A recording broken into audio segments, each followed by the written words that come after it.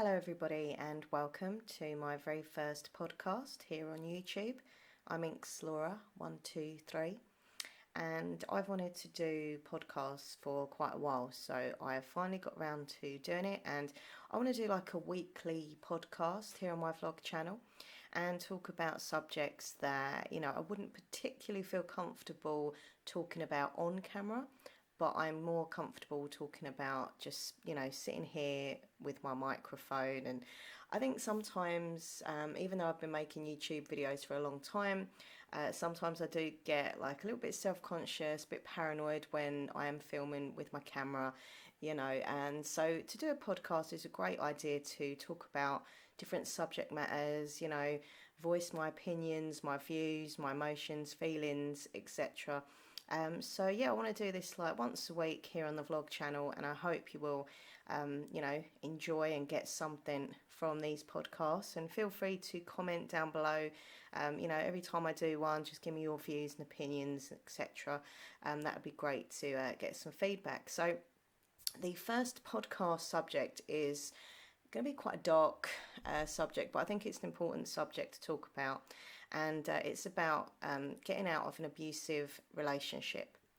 So what I'm going to be doing, I'm going to be talking a little bit about my personal experience with abusive relationships. I've been in 2 abusive relationships. One was very physical and mental, and the other one was more kind of mental with the odd kind of bit of physical violence as well.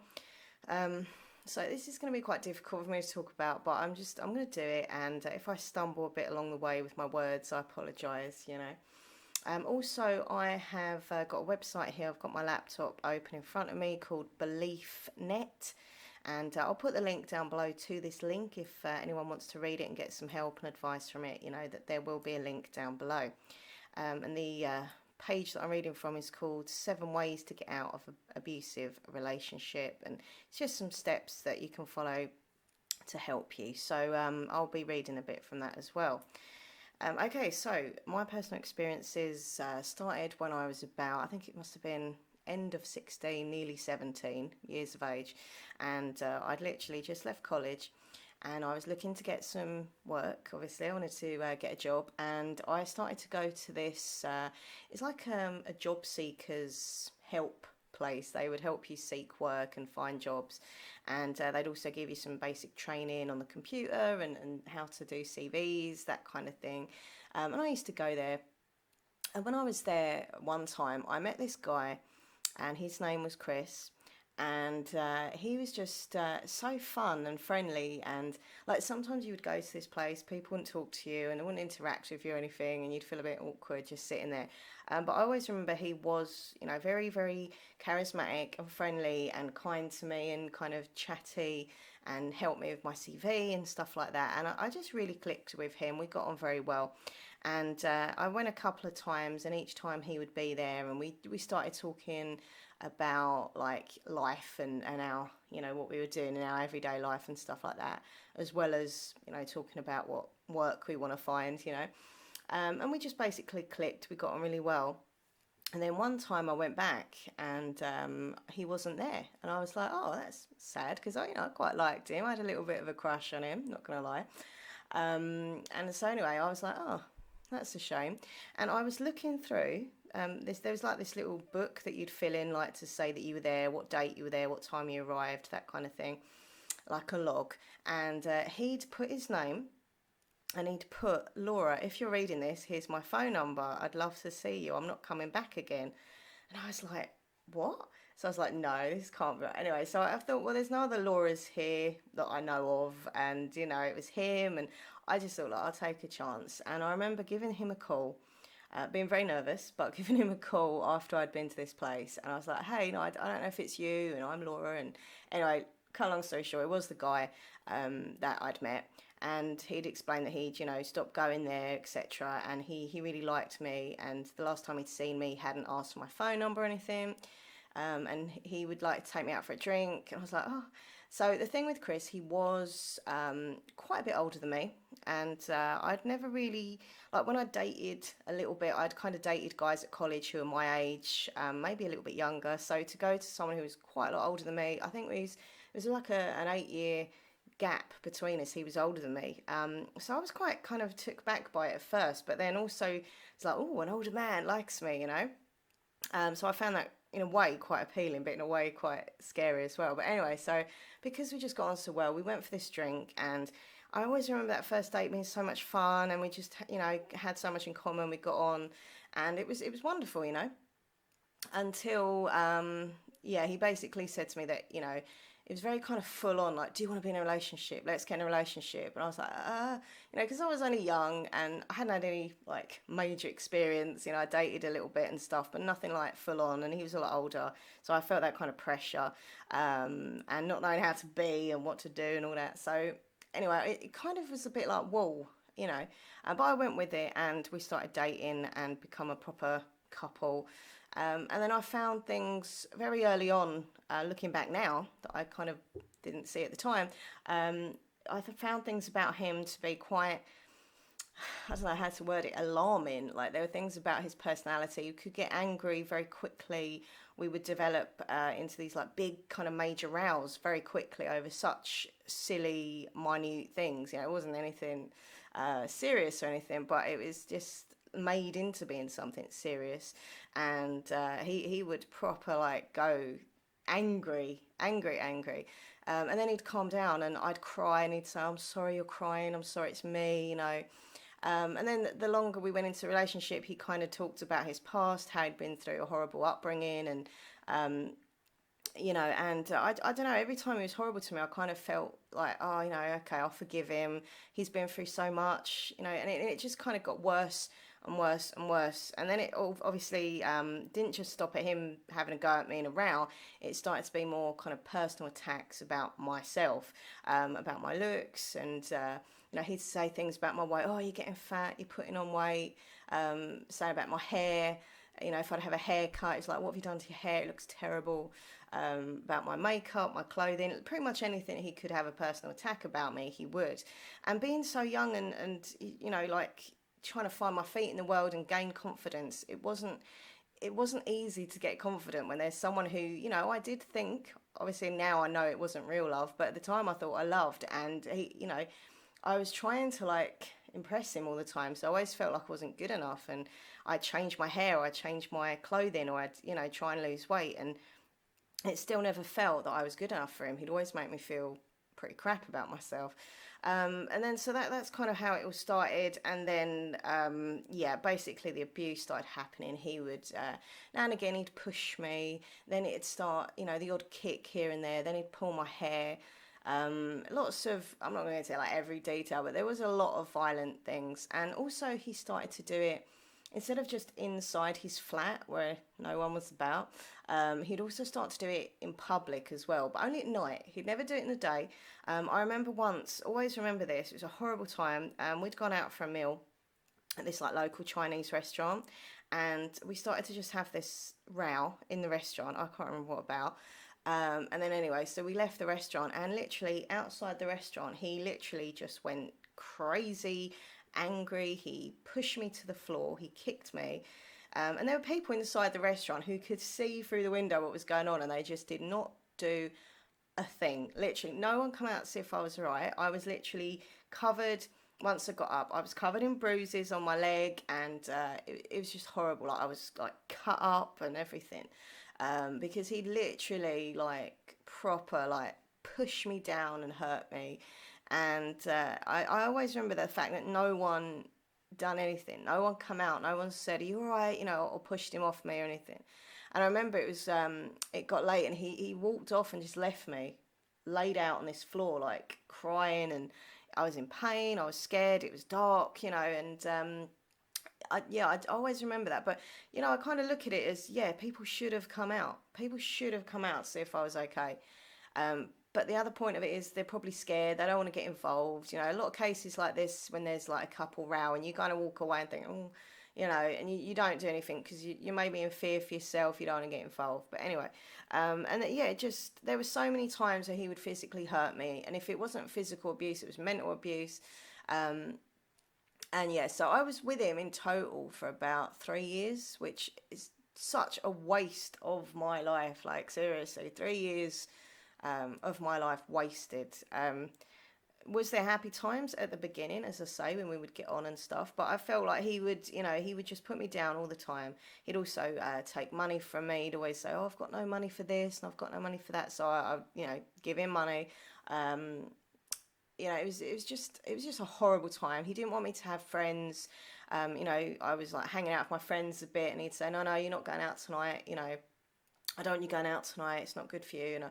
So I kind of lost all my friends, apart from like a couple, and it was a horrible time in my life. It was a time where I don't like to think back at that time because it was just so awful, and I think a lot of my memory is kind of blotted parts out. I think we do that as humans. If things have gone really awful in our past, we kind of blot it out. I don't know if that happens because we make it happen or our memory is just so like, it just forgets everything that's really horrible.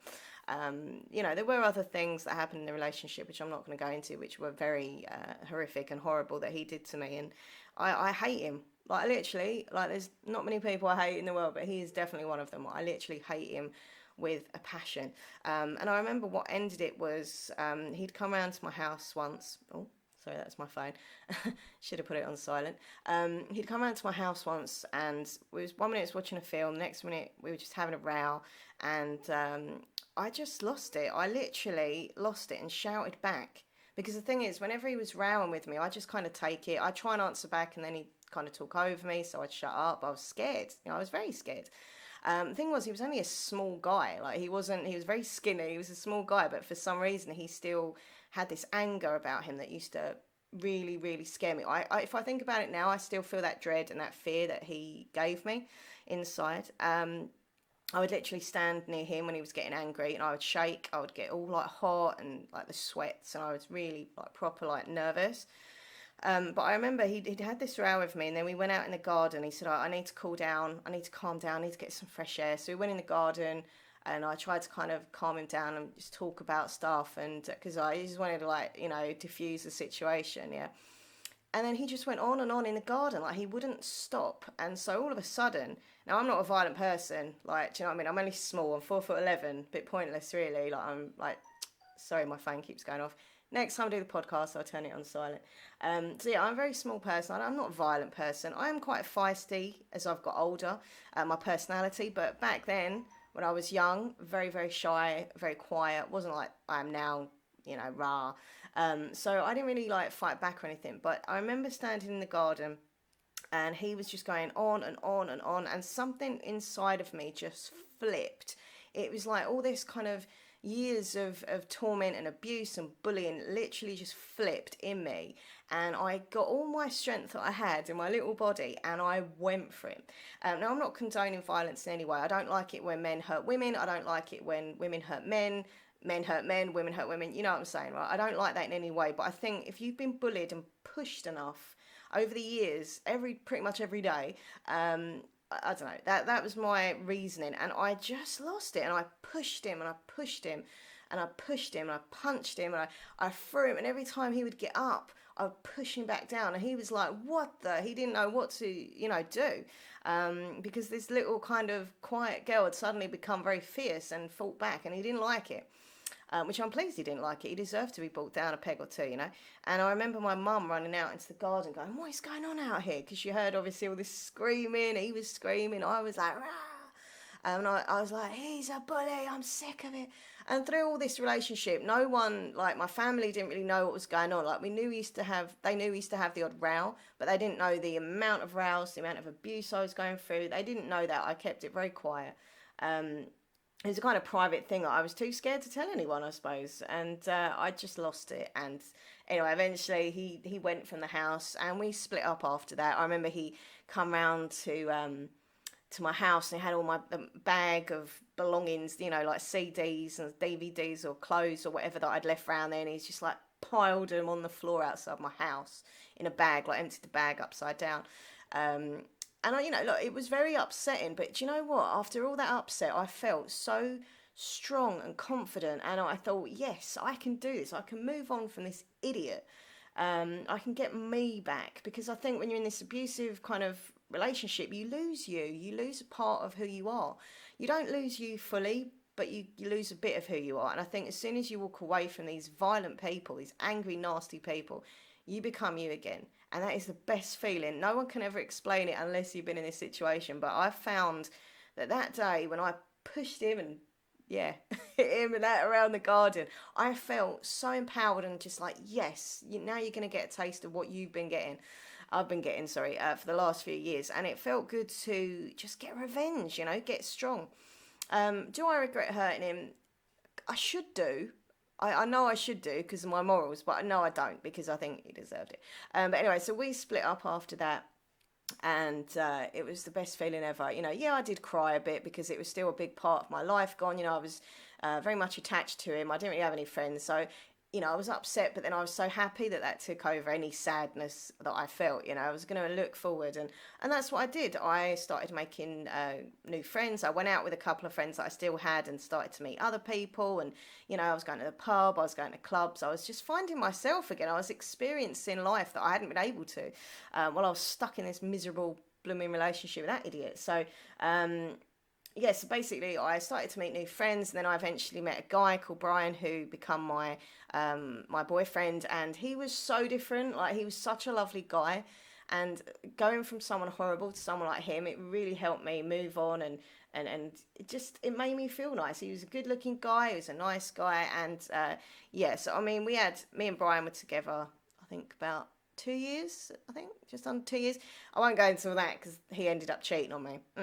But you know what? As much as he was a cheat and we split up, I'm so happy that he did come into my life because he really did make me smile after being in such a crap place for so long. So respect to Brian for helping me out of that relationship, but disrespect obviously because he cheated on me. Anyway, so from that one, my other abusive relationship I had, you think I'd have learned and I'd have got stronger, was with a guy called John.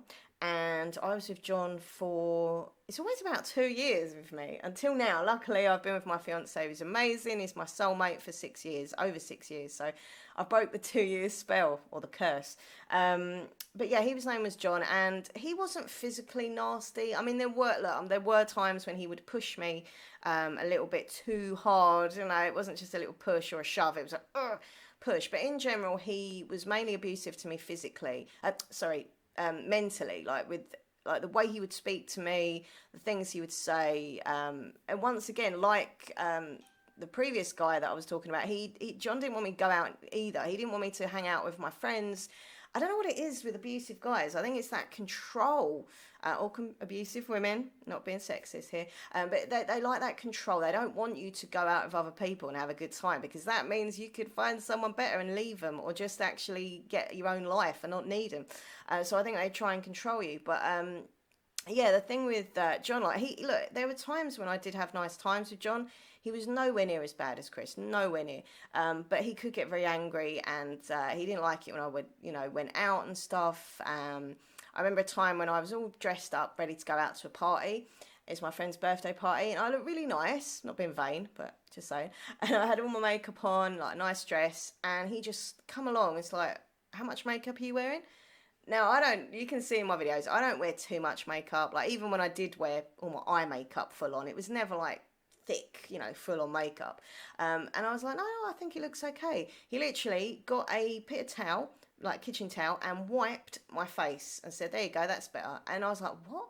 I had to redo it, obviously, but he literally said that he didn't want me going out to this party unless I had less makeup on. Now, at that point, I should have said, piss off, I'm wearing what I want. But I was so in awe of him, I didn't. And I was like, okay, I'll take it off. And so you end up kind of giving in to their mental kind of anger, their control. They want you to do this. Okay, I'll do it. You shouldn't have to. You should never have to do that.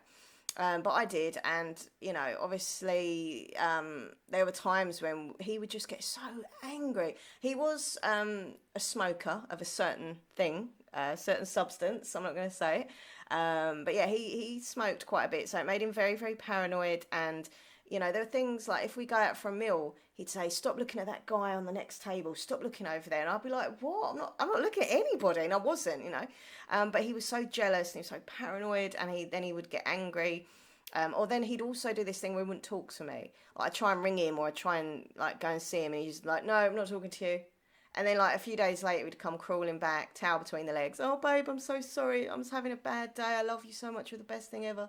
And stupidly, I'd forgive him. And once again, eventually, I did become stronger again and thought, look, I've had all this years ago. I'm not having this again. I'm not putting out of it again, from someone putting me down and bullying me. Because that's what it is. It's bullying. Whether it's physical, whether someone's punching you or hitting you or kicking you, or whether they're just calling you a slut or calling you ugly or whatever, it's still bullying, okay, in different forms. Some people say it's not bullying if they don't hurt you. It's not, abuse. But it is abuse. It's mental abuse. It's both as bad as each other. And the thing with, like, if someone hurts you physically, you can heal. Bruises will go and cuts will heal. But when you're mentally abused, like even now, I still suffer very badly from anxiety and stress. And I have flashbacks of horrible things that have happened to me in my relationship. So it can, in a way, affect you worse because it's long term, the mental stuff. But anyway, so me and John did split up. I ended the relationship, and it was a bit awkward. He didn't want to split up, but I did, and yeah. But that was all done, and apparently he's married now or engaged with like 2 children, and lives in another country, so that's all good.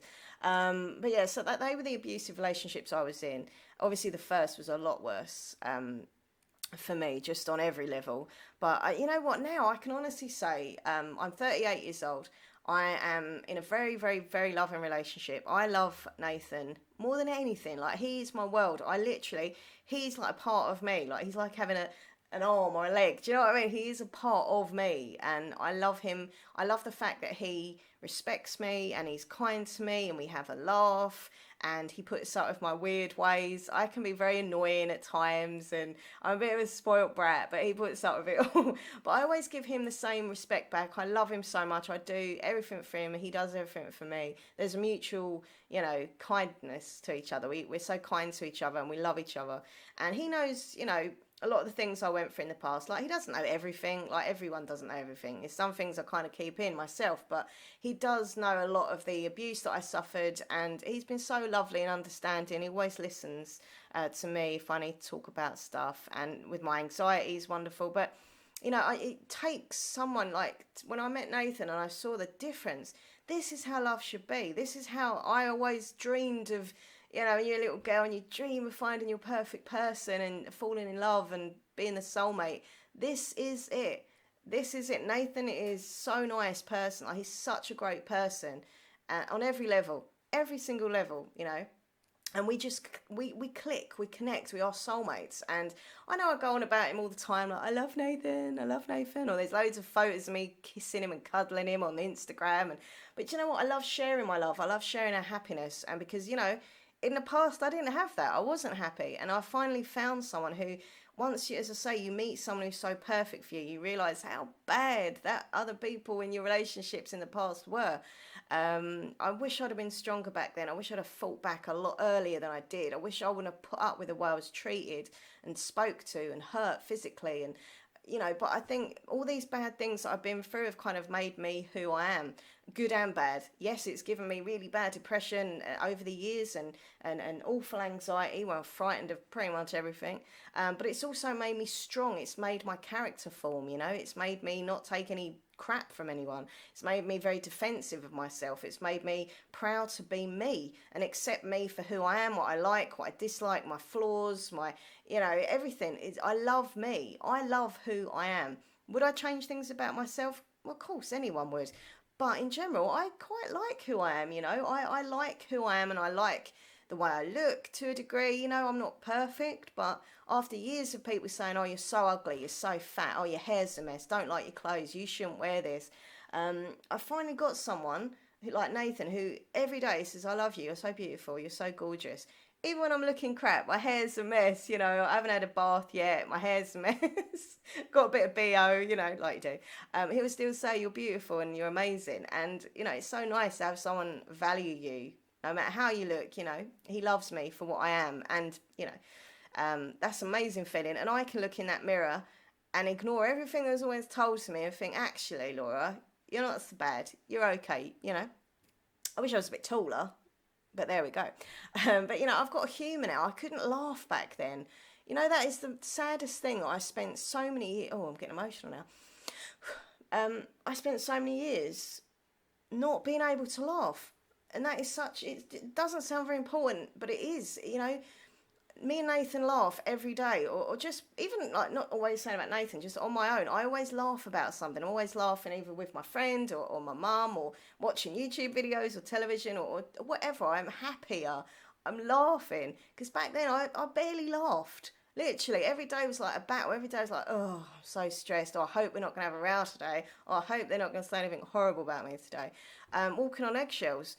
And now I can just be like, yeah, I can laugh. I can have a good time. I can have fun.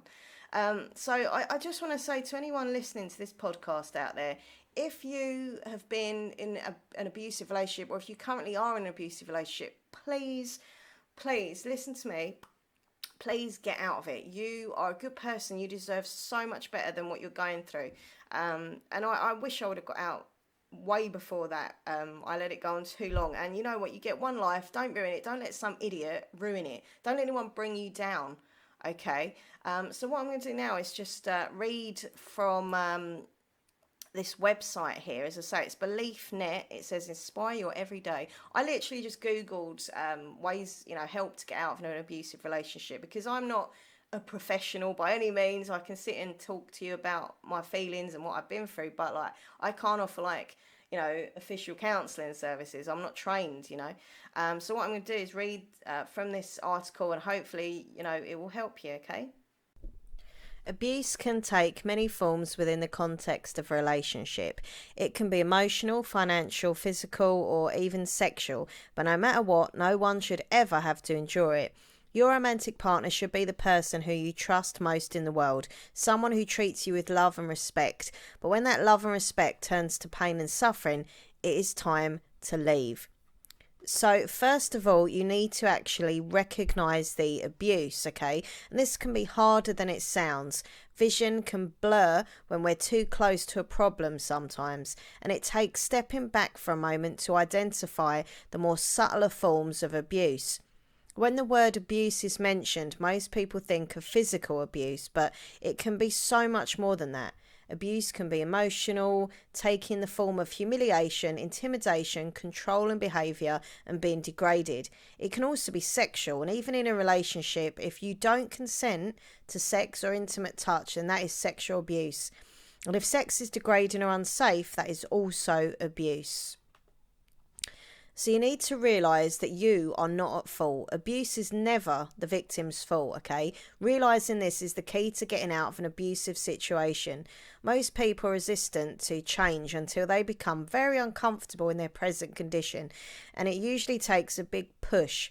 Sometimes that push can take the form of a realisation, and in this case, the victim of abuse must stop making excuses for the abuser.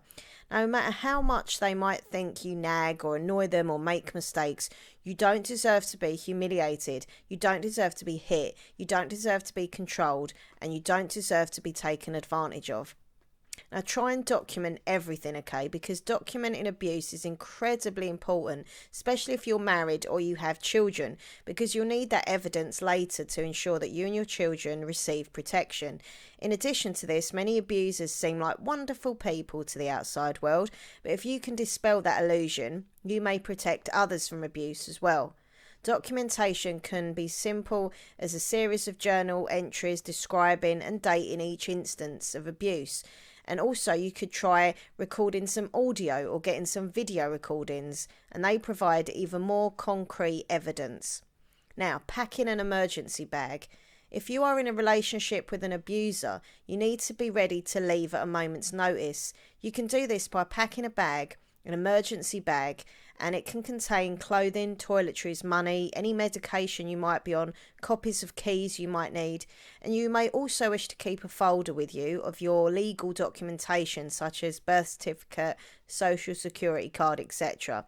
Include anything else that you think you might need while you're away from home, and try and hide this bag somewhere where it will not be found by the abuser. So you need to try and set some money aside. This is very important if you don't have much work experience or if your abuser controls your finances. Abusive relationships inevitably end, and you don't want to be left with nothing when you're heading out the door in the middle of the night. If your abuser tightly controls your finances, you may only be able to save a small amount of money each week, but please do it anyway. Save whatever you can and stash it away in your emergency bag. Now, you need to alert your friends and family. If you're in an abusive relationship, you need your support structure now more than ever. These are the people who need to know each and every time that you're subjected to abuse, and they're the ones who you need to be able to rely on if you must leave suddenly or if you need food and shelter. These are the people who will emotionally support you and tell you that something is wrong, even if you can't see it for yourself. Leave and disengage. In the end, leaving your abuser is the way out of an abusive relationship. And this isn't just physical. A victim should totally disengage from his or her abuser. This means you don't take the abuser back. This means you don't allow him or her to make excuses. And sometimes an abuser will return to a victim with anger and harsh words, but other times they'll return with flowers, apologies. But this last one is actually more dangerous, because if an abuser can get a victim back into their home, they once again have control and may seek to punish you, for getting out in the first place. So do whatever you must do to keep that abuser away from you. And that will include blocking them on social media, changing your phone number, or even if you really have to, get a restraining order.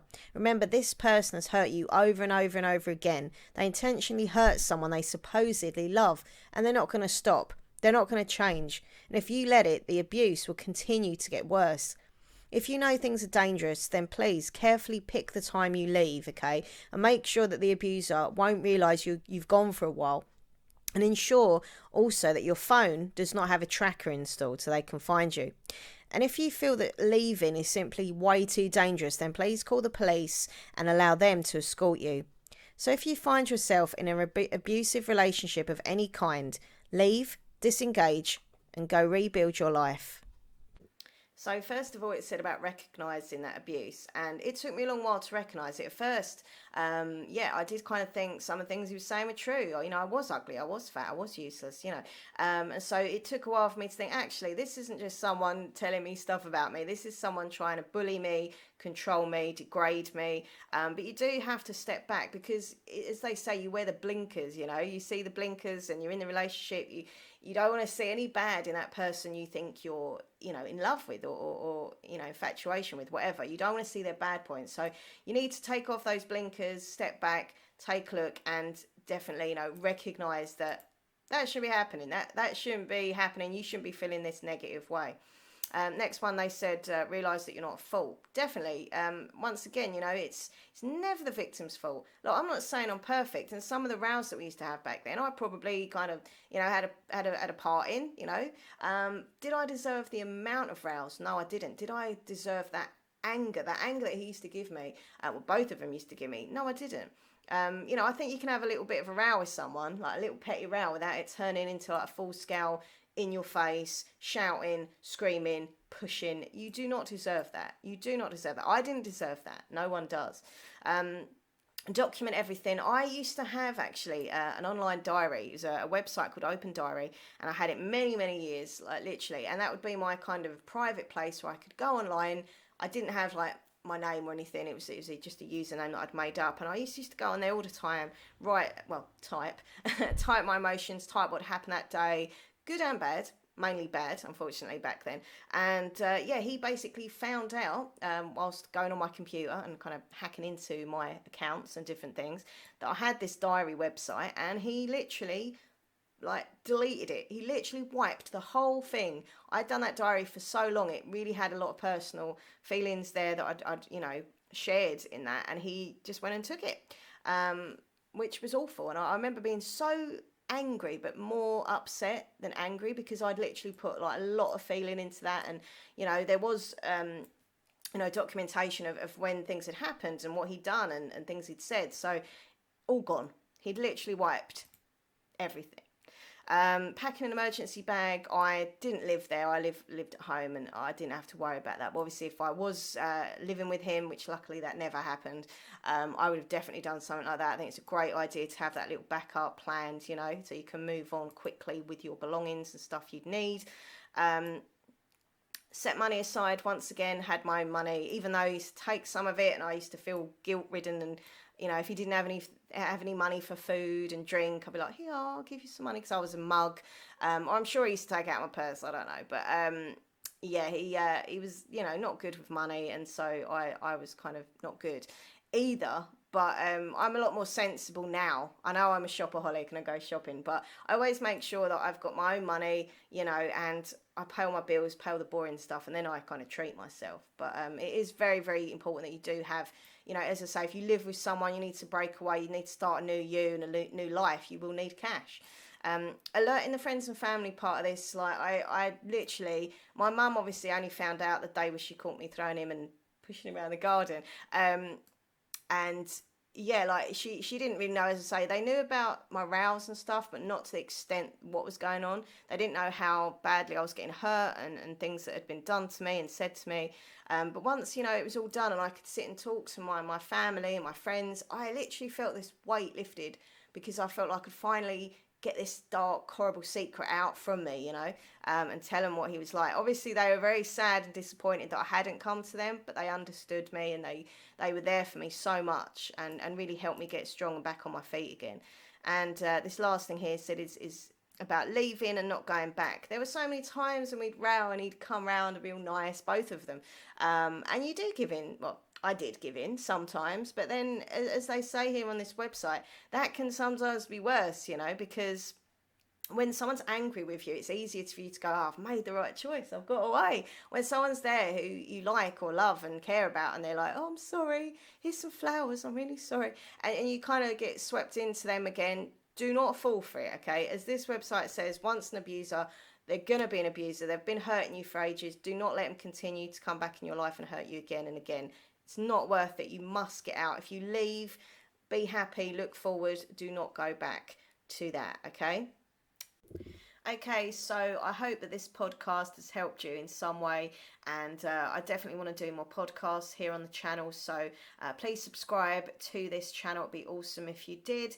Give this video a like, and please comment if you would like to. Also, if you want to get in touch with me, if you ever feel down and you just want someone to talk to, or if you want to discuss what I've discussed in this podcast, drop me an email if you want, minkslaura123@gmail.com, or you can connect with me on social media. So Twitter is @minkslaura123, Instagram is minkslaura123, and Facebook is minks.laura.5. I'll put all the links down below in the description box as well. So, come and follow me on social media. And as I say, I'll definitely do more podcasts here on the channel. So I will see you very, very soon. Thank you so much for listening to this podcast, and take care of yourself. Goodbye. Bye-bye.